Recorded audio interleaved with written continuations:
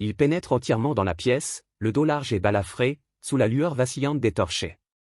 Il salue nonchalamment l'homme assis devant lui et répète sa question, lui demandant s'il est le chef. Les pensées de Graham s'emballent. Il se souvient avoir déjà vu la corne déchaînée d'Agon. Cet homme en face de lui n'est pas lui. Il se demande qui il est. Un barbare surgissant si profondément dans leur repère, s'y engouffrant sans hésiter. C'est incompréhensible. Même s'il n'est pas véritablement la corne déchaînée d'Agon, la pression qu'il dégage est indéniablement dangereuse. Frustré, il se précipite en avant, prêt à frapper le premier. Quaddam est choqué qu'on puisse se battre à main nue dans un endroit pareil. Il dégaine son épée à moitié, examinant la situation avec intérêt. La terreur finit par submerger Graham. Il s'effondre et implore sa grâce, appelant Quaddam « grand frère » et le suppliant de ne pas le tuer. Il explique précipitamment qu'il y a de l'argent et des objets de valeur dans un coffre au fond de la grotte, suppliant Quaddam de les accepter. Le barbare le coupe froidement et lui ordonne de ne plus l'appeler ainsi. Tentant désespérément de survivre, Graham lâche que, mercenaire, Quaddam peut prendre tout ce qu'il veut dans la grotte. Duncan commente, c'est l'attitude de quelqu'un qui implore grâce. On dirait qu'il se regarde lui-même. Graham marque une pause, puis déclare que s'il désire autre chose, il le prendra. À cet instant, ses yeux s'illuminent d'un espoir désespéré. Soudain, il crie, demandant pourquoi Quaddam lève sans cesse son épée. La réalisation le frappe de plein fouet, il tremble et balbutie qu'il pourrait peut-être y réfléchir à 2 fois. Puis, pris de panique, il laisse échapper une idée. En guise d'hommage, il offre à Quaddam quelque chose de spécial, un tribut à chaque visite. Il promet de lui offrir un tribut qui le comblera pleinement, le suppliant d'attendre un instant. Graham panique, hurlant que rien n'y fait. Le barbare est du genre à ne rien écouter. Sa voix se brise tandis qu'il cherche désespérément une idée, n'importe laquelle, qui puisse lui sauver la vie. Soudain, une idée lui traverse l'esprit et ses yeux s'écarquillent. Il lâche qu'il possède une carte au trésor. Le regard de Quaddam s'affine aussitôt. Graham s'empresse d'expliquer, la présentant comme une offrande digne d'un mercenaire. Il affirme qu'elle indique l'emplacement d'une hache de Génène.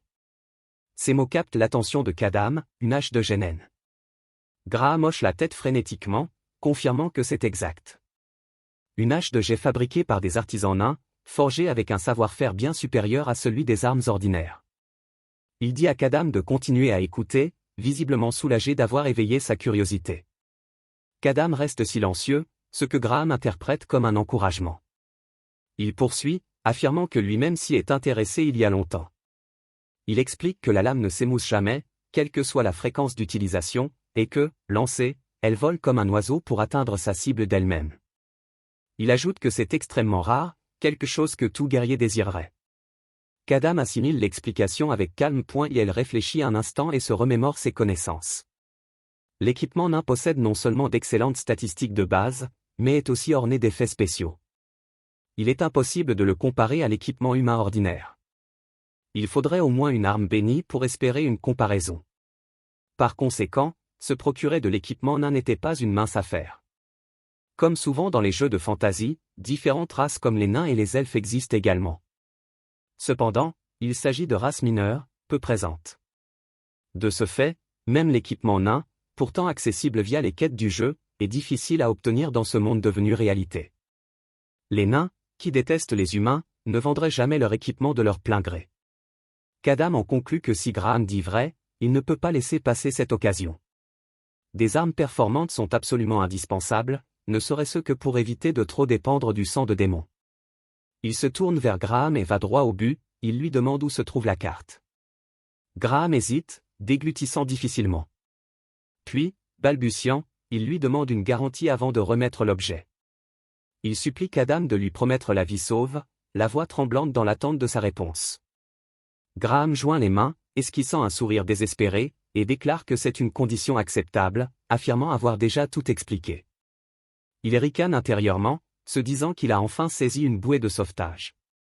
Il ne peut pas abandonner si facilement. Quaddam sourit, trouvant amusant qu'un simple bandit pense pouvoir négocier avec lui.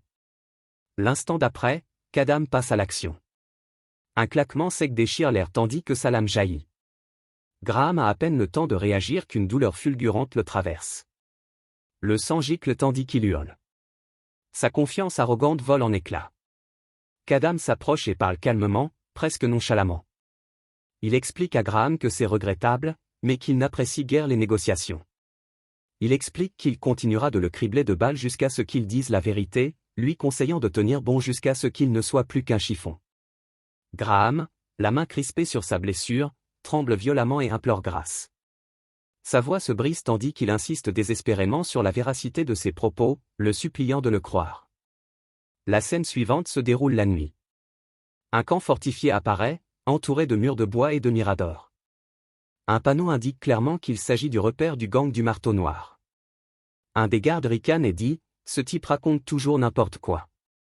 Il demande au chef s'il doit le croire.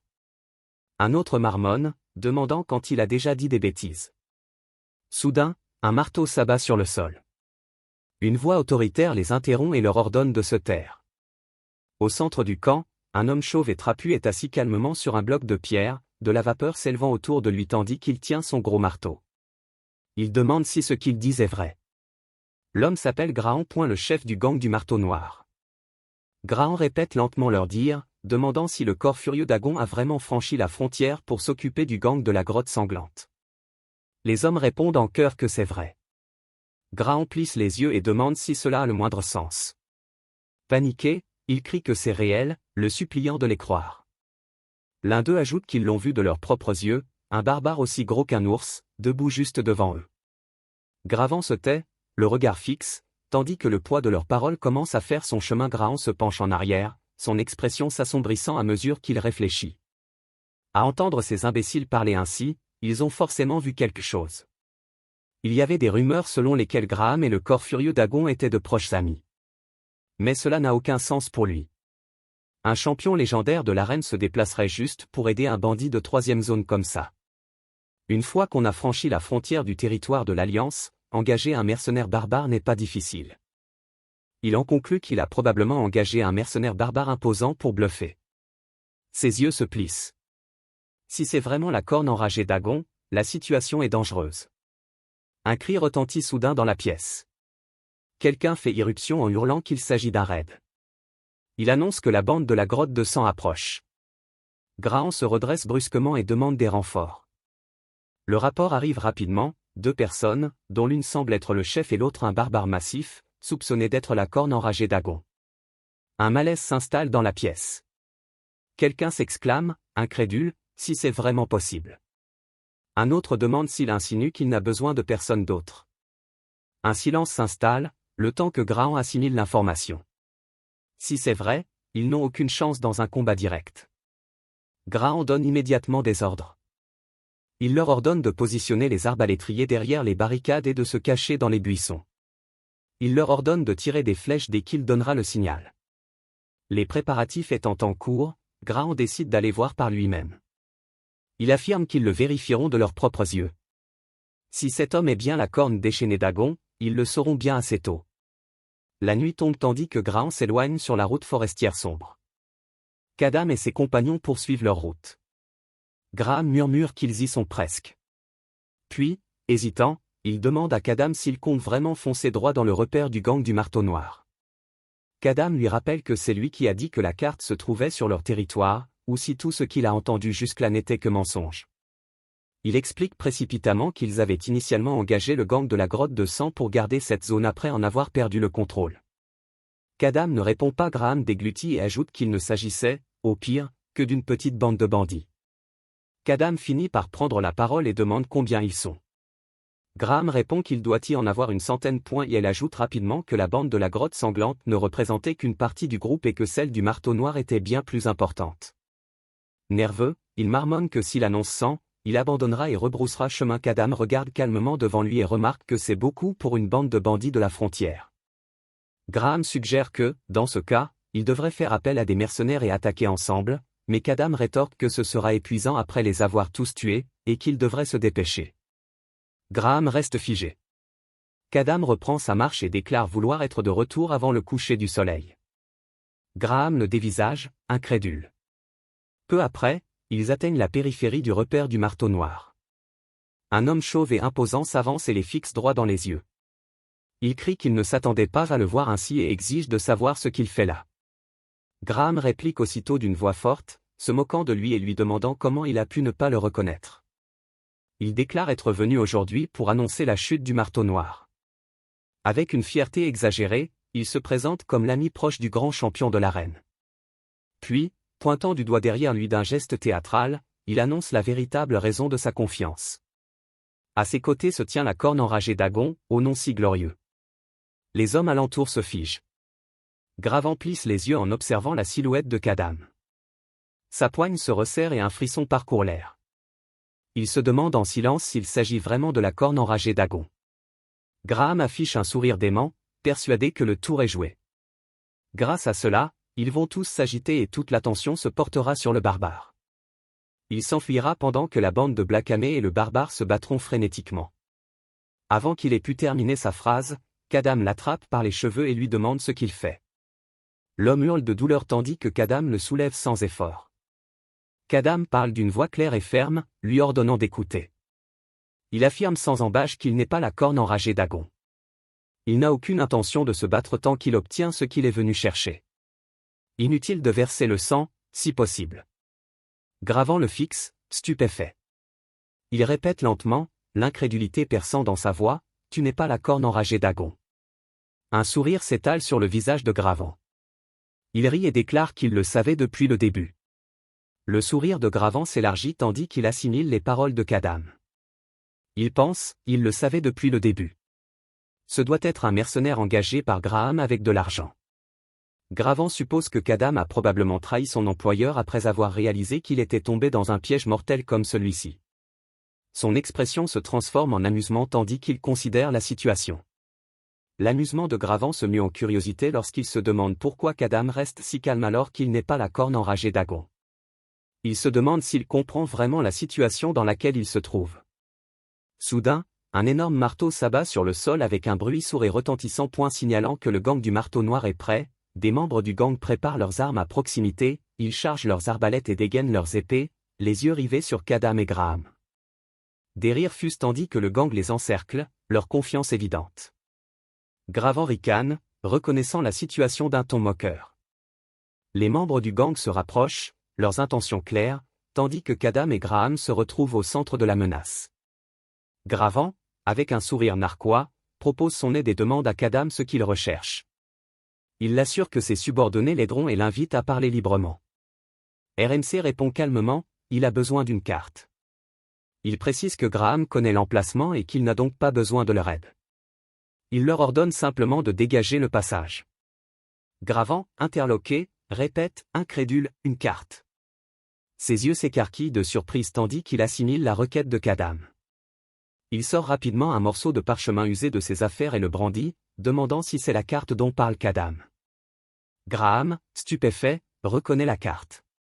Il balbutie, confirmant qu'il s'agit bien de celle qu'il recherche. Perplexe, il interroge Graham sur la façon dont il l'a obtenue. Graham le regarde d'un air entendu, commentant qu'il a bel et bien caché la carte. Il explique qu'un de ses subordonnés l'a trouvée sous une pierre et la lui a apportée. Il mentionne que plusieurs groupes la recherchent, suggérant que ce qui y est inscrit doit être un précieux trésor. Il demande alors à Kadam si c'est pour cela qu'il est venu. Les yeux du protagoniste s'écarquillent tandis que Graham éclate de rire, visiblement amusé par la situation. Graham, debout à côté de Kadam, est abasourdi par les agissements de Graham. Il regarde, sous le choc, le chauve commencer à déchirer la carte, se demandant s'il a perdu la raison. Le bruit du parchemin qui se déchire résonne tandis que Graham continue de détruire la carte. Son rire résonne lorsqu'il achève de la déchirer, son expression empreinte de défi. Il l'avale même. Puis il provoque Kadam, le défiant de prendre la carte sur le champ. Les membres du gang autour de lui ricanent, leur confiance renforcée par l'audace de Graham. Kadam, imperturbable face à la provocation, répond calmement. Il assure à Graham que s'il souhaite récupérer la carte, il le fera volontiers. Son attitude reste imperturbable, sans la moindre intimidation. Graham, à ses côtés, observe la scène avec un mélange d'incrédulité et d'appréhension, incertain de la suite des événements. L'expression de notre protagoniste demeure déterminée lorsqu'il déclare qu'il doit agir vite s'il veut récupérer la carte avant qu'elle ne disparaisse dans l'estomac de Gravant. Son calme contraste fortement avec la tension palpable. Soudain, Grahan hurle un ordre à ses hommes, feu, et ne laissez pas le barbare s'approcher d'un seul pas. Les membres de la bande, prêts à bondir, obéissent aussitôt point et la tension monte d'un cran lorsqu'un des membres du gang serre fermement son arbalète, prêt à tirer. Il la charge rapidement, la corde tendue d'impatience. Kadam plisse les yeux, son expression est perçante et impassible. Il reste calme, analysant la situation d'un regard aiguisé. Graham, pris de panique, balbutie un appel désespéré à l'aide. La peur se lit sur son visage lorsque Kadam le saisit par le cou. Son expression se fige alors, entre choc et confusion. Tandis que notre protagoniste le soulève, l'utilisant comme un alter ego, il halète, peinant à comprendre ce qui vient de se passer. Des flèches sifflent dans l'air avec une précision mortelle. Le bruit de l'impact suit lorsqu'elles atteignent leur cible. Graham hurle de douleur, son corps se convulsant violemment sous les flèches qui le transpercent. Son cri résonne, empli de douleur et de terreur. Les yeux de Grahan s'écarquillent de stupeur face à ce retournement de situation inattendu. Incrédule, il s'exclame, questionnant l'audace de la situation. Graham hurle de douleur, sa voix étranglée par l'agonie. Kadam reste silencieux, le visage concentré et intense. Grahan, témoin de la scène, est sidéré par le comportement de Kadam. Il médite sur l'audace du barbare, se disant que même si Graham l'a trahi, l'utiliser comme bouclier sans hésiter est choquant. Grahan reprend rapidement ses esprits et lance un ordre stratégique à ses hommes. Il leur ordonne de viser les parties exposées de Kadam, insistant sur le fait qu'il ne peut pas tout couvrir de son corps. Il leur crie de tirer à nouveau à l'unisson dès qu'ils auront rechargé. Son ordre est clair et urgent, soulignant la nécessité d'une action coordonnée. Sous pression, les membres du gang peinent avec leurs arbalètes. L'un d'eux grogne de frustration, marmonnant un juron en tâtonnant pour recharger. La tension est palpable parmi eux tandis qu'ils s'empressent d'obéir aux ordres de Grahan. Soudain, une hache fend l'air avec une vitesse et une force incroyables. Sa trajectoire est rapide et précise, fendant l'air dans un sifflement aigu. Les yeux du membre du gang s'écarquillent de stupeur tandis que la hache fonce sur lui. Il a à peine le temps de réagir avant d'être frappé avec une violence inouïe. Le sang gicle lorsque la hache s'enfonce dans le crâne de l'homme. L'impact est rapide et mortel, son corps s'effondre au sol, inanimé. Un autre membre du gang se retourne, les yeux exorbités d'horreur, témoin de la mort soudaine et violente de son camarade. Un bruit sec et fort résonne à l'impact de la hache, laissant derrière lui un silence glacial.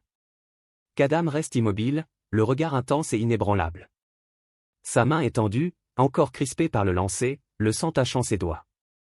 Les membres du gang réagissent avec panique. L'un d'eux crie à ses camarades de se mettre à terre, les exhortant à se mettre à couvert, tout en s'exclamant que le barbare lance une hache. Un autre membre du gang, visiblement secoué, jure entre ses dents, déplorant la perte de leur camarade rage au point et la tension monte entre eux tandis qu'ils tentent désespérément de réagir à la menace. Graham hurle de douleur, implorant qu'on cesse l'assaut alors que des flèches le transpercent. Ses cris sont emplis de désespoir et de souffrance. Kadam se tient derrière lui, l'utilisant comme bouclier contre l'attaque. Graham, pris d'une rage et d'un désespoir intense, maudit Kadam, exigeant d'être tué plutôt que de subir ce supplice. Son visage se tord de colère et de peur tandis qu'il hurle. Grahan, observant le chaos, crie sur ses hommes, frustrés par leur manque de coordination. Il leur ordonne de cesser de tirer individuellement et de tirer tous ensemble. Réalisant la futilité de leur stratégie actuelle, il ordonne à tous les hommes restants de charger. Il hurle l'ordre de charger, sa voix résonnant avec autorité. Les membres du gang répondent par un cri unifié, leur voix résonnant dans la nuit alors qu'ils se précipitent en avant, arme au poing. Soudain, l'étreinte de Kadam se resserre autour du cou de Graham. Il hurle de douleur, sa voix déchirant l'air, tandis que notre protagoniste le soulève sans effort et le projette sur les assaillants, les faisant trembler. Kadam observe le chaos, évaluant la situation. Il constate l'écrasante supériorité numérique de ses adversaires. Réalisant que même avec son pouvoir de guérison, Mosquito, il pourrait subir de graves blessures, il est déterminé à en finir rapidement. Il décide d'agir avec détermination.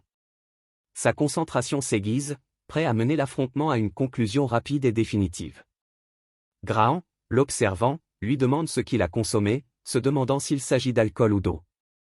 Perplexe face à l'attitude de Kadam, le protagoniste ressent une vague d'exaltation, une sensation bien plus intense que lorsqu'il avait bu alors que son corps était en érection. Ses muscles se contractent, il se prépare à agir. L'énergie autour de lui semble vibrer au rythme de sa détermination. Il empoigne fermement son arme, son pied s'avançant d'un pas résolu. Son regard est perçant, prêt à affronter la menace imminente. Les membres du gang hurlent de défi, narguant Kadam et le traitant de chef du gang de la grotte sanglante.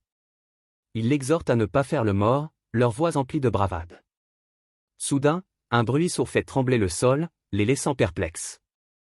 Poussière et débris volent autour d'eux. L'un d'eux remarque une absence et s'exclame, sous le choc, demandant où est passé le barbare. Ses yeux s'écarquillent lorsqu'il réalise que Kadam a disparu. Avant qu'il ne puisse réagir, une attaque rapide et brutale les frappe. Le sang gicle, les membres du gang sont pris au dépourvu. Leurs expressions se figent, figées par la surprise et la douleur. Le sang gicle tandis que l'attaque fulgurante de Kadam décime le gang, les laissant sous le choc et paniqués. L'un d'eux se prend la tête entre les mains, hurlant de terreur tandis que le chaos éclate autour de lui. La confusion règne dans le gang, chacun se demandant ce qui se passe. Incapable de comprendre ce revirement soudain, ils cherchent frénétiquement Kadam, désemparés par sa disparition. Leur voix s'élève dans la panique, exigeant de savoir où est passé le barbare. Un message système apparaît, soulignant l'effet du bonus de sang démoniaque. Le pied de Kadam s'abat sur le sol avec une force immense. L'énergie autour de lui se déchaîne. Le sol tremble sous ses pieds, amplifiant l'intensité de sa présence. Il se déplace avec une vitesse incroyable, tranchant les membres du gang avec précision et puissance. Ses attaques fulgurantes les laissent chancelants, incapables de suivre ses mouvements. Un message système apparaît, indiquant une amélioration de son agilité, soulignant la source de la vitesse nouvelle de Kadam. Les membres du gang, déconcertés par ces mouvements rapides, hurlent de frustration. L'un d'eux s'exclame, « Bon sang, pourquoi est-il si rapide ?» Leur confusion grandit alors qu'ils tentent de comprendre la situation. Tandis que Kadam se déplace à une vitesse fulgurante, une pensée traverse l'esprit de l'un des membres du gang. Au moment où il le verra, quelqu'un aura déjà été éliminé. La réalisation est brutale lorsque le mouvement rapide de l'arme de Kadam fend l'air. Le sang gicle dans la scène tandis que son assaut implacable se poursuit. Les membres du gang sont pris au dépourvu, leur corps s'effondrant à un sous la violence de ses coups. La panique s'installe tandis qu'ils tentent de comprendre cette dévastation soudaine. Désespérés, ils hurlent, s'exhortant mutuellement à agir, tandis qu'un autre des leurs tombe. La panique les gagne lorsqu'ils admettent ne même plus voir Adam, se demandant quoi faire. Leurs cris de peur résonnent dans la nuit. Graham observe le chaos se dérouler. L'esprit tourmenté, il s'efforce de comprendre la scène qui se déroule sous ses yeux, se demandant ce qu'il voit.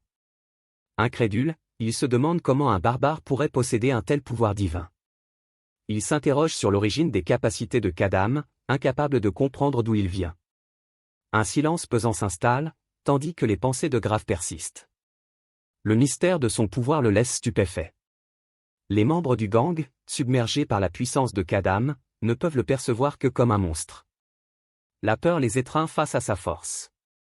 Graham déglutit nerveusement, la sueur ruisselant sur son visage tandis que la gravité de la situation le frappe de plein fouet. Dans une tentative désespérée de reprendre le contrôle, le chef de la bande ordonne à ses arbalétriers de charger une arbalète et de la lui apporter. Sa voix est impérieuse, mais une pointe d'urgence se fait sentir. Pris au dépourvu, les arbalétriers répondent d'un ton hésitant, « Hein ? Oui. » Tandis qu'ils s'empressent d'obéir, le chef de la bande serre fermement l'arbalète, le regard déterminé et concentré. Il se rassure, aussi rapide que soit Kadam, il y aura toujours un moment où il s'arrêtera et se dévoilera. Il remarque que plus leurs effectifs diminuent et plus la distance augmente, plus ces moments se font fréquents. Après chaque attaque, Kadam marque une pause, s'exposant brièvement pour chercher sa prochaine cible. Saisissant cette opportunité, le chef crie « Maintenant » et décoche le carreau avec précision. Et elle compte sur Kadam pour profiter de son bref moment de vulnérabilité. Les yeux du chef s'illuminent de détermination lorsqu'il décoche le carreau d'arbalète. Celui-ci fend l'air avec une intention meurtrière, droit sur Kadam.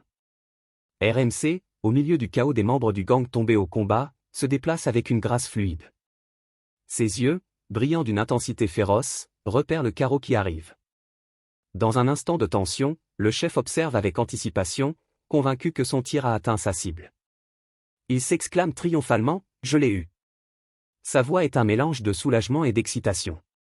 Cependant, Les yeux de Kadam s'écarquillent et une vague d'énergie l'envahit. L'expression du chauve passe du triomphe à la stupeur lorsqu'il réalise qu'un événement inattendu s'est produit. Kadam reste imperturbable, la main serrant fermement la flèche. Son expression demeure calme et concentrée, un contraste saisissant avec le chaos ambiant. Il brise la flèche et regarde Graham droit dans les yeux. Le chauve le fixe, incrédule, l'esprit tourmenté. C'est fou. Il a attrapé la flèche à main nue. C'est quoi ce délire, pense-t-il, la sueur ruisselant sur son visage. La présence de Kadam est écrasante, son aura irradie de puissance. Il s'avance, le sol se fissurant sous ses pieds. Le chauve panique, réalisant la menace qui se dresse devant lui. Je crois qu'il arrive par ici, s'exclame un bandit non loin de là, la peur palpable dans sa voix. Le chauve passe à l'action d'un coup sec, hurlant des ordres, arbalète, chargez. Dépêchez-vous. Sa voix tremble tandis qu'il se prépare à l'affrontement imminent. Les bandits, pris de panique, crient pour empêcher Kadam d'atteindre leur chef. Ils lèvent leurs armes, exhortant tout le monde à charger et à attaquer simultanément. Un tourbillon de mouvements s'ensuit alors que Kadam se déplace avec une vitesse incroyable, fendant l'air. Les bandits sont pris au dépourvu. Leur tentative pour l'arrêter se révèle archaïque. Les yeux du barbare brûlent de détermination tandis qu'il avance, son passage marqué par le chaos et la destruction. Les bandits sont plongés dans la confusion, incapables de comprendre son assaut implacable. Un bandit, submergé par la peur, balbutie que Kadam ne semble pas avoir l'intention de s'arrêter. Graham, tout aussi terrifié, se demande si Kadam a changé de cible à cause des arbalètes, qui sont devenues une nuisance. L'homme chauve demande avec insistance combien d'arbalètes chargées ils ont. Un bandit répond nerveusement, disant qu'ils en ont 3, y compris celle qu'il tient. L'homme chauve acquiesce et leur ordonne d'écouter. Avec précaution.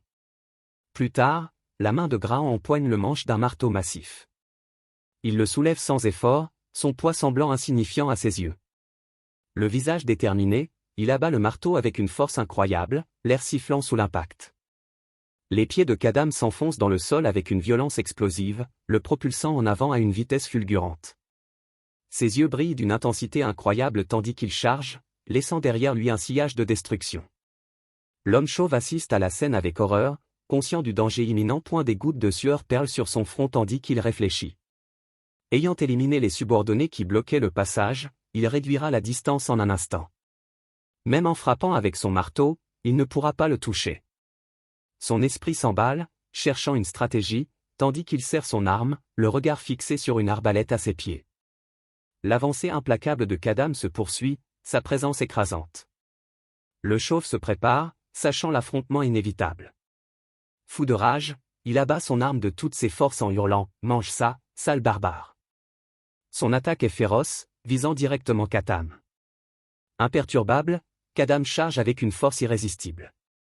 Sous l'impact du marteau, le sol se fissure, projetant des débris dans toutes les directions. Kadam grogne en avançant, sentant la terre se briser sous ses pieds. Son regard reste fixé sur le sol, déterminé à poursuivre son assaut. L'homme chauve, conscient de l'urgence, hurle à ses hommes, espèce d'idiots. Maintenant. Sa voix est empreinte de désespoir tandis qu'il tente de rallier ses troupes pour une contre-attaque. Deux bandits lèvent rapidement leurs arbalètes, décochant des carreaux qui fendent l'air en direction de Kadam. Kadam, le regard calme mais intense, songe aux mesquineries dont il est victime. L'homme chauve, sentant la gravité de la situation, s'empare de l'arbalète au sol. D'un geste vif, Kadam attrape un carreau à main nue. Son expression trahit une légère irritation face à cette tactique déloyale. L'homme chauve, imperturbable, nargue Kadam, le défiant d'attraper un autre projectile. Et se prépare à lancer une nouvelle attaque, plaçant l'arbalète près du visage du barbare. Kadam, surpris, affiche une mine stupéfaite devant cette manœuvre astucieuse. L'homme chauve, plein d'assurance, le nargue en riant et en se vantant de son prochain coup. Il pense qu'en tirant de face, Kadam n'aura aucune option. RMC baisse la tête, auréolé d'une énergie rouge. Soudain, il lève les yeux et fixe Graham. Le chauve écarquille les yeux sous le choc, le mouvement rapide de Kadam le laisse vulnérable. Une douleur fulgurante lui transperce l'abdomen et il halète, peinant à comprendre ce qui se passe. Le sang jaillit de la plaie, tachant ses vêtements tandis qu'il chancelle en arrière. L'incrédulité se lit sur son visage. Il laisse échapper un gémissement de douleur. Il tient à peine debout. Un cri d'agonie lui échappe, résonnant dans l'air. La réalité le frappe de plein fouet. Il a été touché de plein fouet, malgré sa confiance initiale. La confusion et la peur l'envahissent tandis qu'il se demande comment la flèche a pu l'atteindre avec une telle précision. Son esprit s'emballe, cherchant à comprendre l'impossible. Pendant ce temps, Kadam reste imperturbable. Ses dents sont serrées autour du fût de la flèche. Le projectile de bois est coincé entre ses dents, preuve de ses réflexes et de sa force incroyable. Le protagoniste crache la flèche au sol. L'homme chauve le regarde avec incrédulité. Il marmonne pour lui-même, impressionné par la capacité de Kadam à attraper une flèche avec ses dents à une telle distance. Kadam, le visage calme mais intense, informe l'homme chauve qu'il va s'occuper de ses subordonnés et revenir. Il lui ordonne d'attendre tranquillement. Tandis que Kadam s'avance avec détermination, le chaos éclate parmi les bandits. Des cris de détresse emplissent l'air et la panique se propage dans leurs rangs. L'homme chauve reste figé, l'esprit tourmenté par les cris désespérés de ces hommes, la réalisation de leur situation désespérée commence à le frapper. Plus tard, RMC se tient devant lui, son épée plantée dans le sol. Gravant, hésitant, implore sa grâce, malgré l'heure tardive. Kadam, gardant son calme, assure à l'homme qu'il n'a aucune intention de le tuer. Cependant, il déclare avec une clarté glaçante qu'il compte lui ouvrir le ventre pour récupérer la carte. La panique s'empare de l'homme chauve qui proteste précipitamment, insistant sur le fait qu'il n'est pas nécessaire d'en arriver à des mesures aussi drastiques. Il affirme avec frénésie avoir mémorisé le contenu de la carte, espérant ainsi échapper au funeste destin décrit. L'homme chauve, tremblant, commence son explication. Il révèle que si l'on pénètre dans le profond trou sous le rocher en forme de poing, au centre exact du château de Molden, on trouvera l'ancien trésor caché dans un coffre noir. Kadam, le regard intense, l'interroge plus en détail. Il lui demande pourquoi, s'il connaissait l'emplacement du trésor, il ne l'a pas récupéré lui-même. Se demandant s'il craignait la punition du Seigneur pour avoir été un bandit. L'homme chauve bafouille, expliquant qu'en temps normal, envoyer quelques hommes aurait suffi. Cependant, Molden est actuellement encerclé par des centaines de soldats, raison pour laquelle ils ont quitté la frontière pour se trouver à cet endroit. Kadam, indifférent aux excuses de l'homme, insiste. Il exige de savoir quelle troupe assiège Molden et pourquoi. L'homme chauve hésite, visiblement intimidé par sa présence.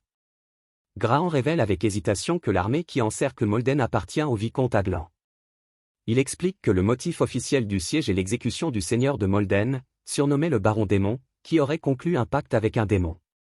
Cependant, il laisse entendre que d'autres circonstances se trament en coulisses, suggérant que si des preuves concrètes existaient quant au lien du seigneur avec un démon, les chevaliers sacrés de la foi d'Elgaf seraient intervenus.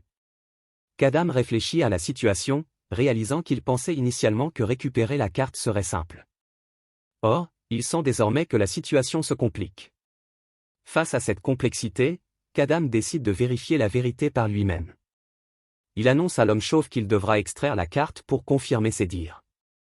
L'homme chauve panique, protestant qu'il a déjà partagé le contenu de la carte. Le protagoniste, impassible, déclare qu'il ne fait pas confiance aux paroles d'un bandit. Les yeux de Kadam s'illuminent d'une lueur intense tandis qu'il rappelle ses paroles précédentes au chauve, le défiant de prendre la carte s'il en est capable. Le chauve, submergé par la peur, reste silencieux, le visage figé par l'effroi. Le soleil se couche, projetant une lueur ardente sur la forêt. La tension est palpable. Le chauve, résigné, jure entre ses dents, conscient de la gravité de la situation. Soudain, un tas de papiers déchirés s'écrase au sol. Kadam, s'adressant à Duncan comme à un marchand ambulant, présente sarcastiquement la carte en lambeaux. Il le nargue, l'invitant à essayer de la reconstituer. Duncan examine les morceaux de carte, perplexe face à leur état. Il se demande à voix haute où elle a bien pu être cachée pour se retrouver dans un tel état. Kadam, debout à proximité, répond par un simple mot, estomac. Duncan, sous le choc, s'exclame bruyamment. Kadam explique que le bandit a déchiré la carte et l'a avalée, le mettant au défi de la récupérer s'il le peut. Il affirme l'avoir récupérée directement dans l'estomac du bandit. Duncan, encore sous le choc, répond avec hésitation. Après quelques efforts, il parvient à reconstituer la majeure partie de la carte. Il remarque qu'elle correspond plus ou moins à la description du chef des bandits. Le marchand reconnaît qu'il ne mentait pas, du moins en ce qui concerne la carte. Il repense également à l'histoire du château de Molden. Tandis qu'il reste silencieux, les mots « baron démon » résonnent dans son esprit, soulignant la complexité de la situation. Non loin de là, un villageois plaide avec ferveur, insistant sur sa sincérité. Il explique que personne n'est passé dans leur village récemment, la voix tremblante. Il poursuit, affirmant qu'à part quelques blessures mineures parmi les villageois lors des travaux agricoles, il n'y a eu aucun incident. Son désespoir est palpable lorsqu'il implore qu'on le croie, tandis qu'un chevalier sacré, se tenant devant eux, les frappe. Le chevalier sacré reste impassible, son armure luisant sous la lumière déclinante. Son expression est sévère et sa présence imposante tandis qu'il écoute attentivement. Ses pensées sont interrompues par les paroles du villageois qui résonnent encore en lui. Il s'interroge sur la sincérité de la requête, en pesant le pour et le contre. Son regard s'aiguise tandis qu'il prend la parole, questionnant le villageois. Il lui demande s'il peut jurer de la véracité de ses propos devant Helga, cherchant ainsi une garantie d'honnêteté. Il se demande à voix haute où elle a bien pu être cachée pour se retrouver dans un tel état.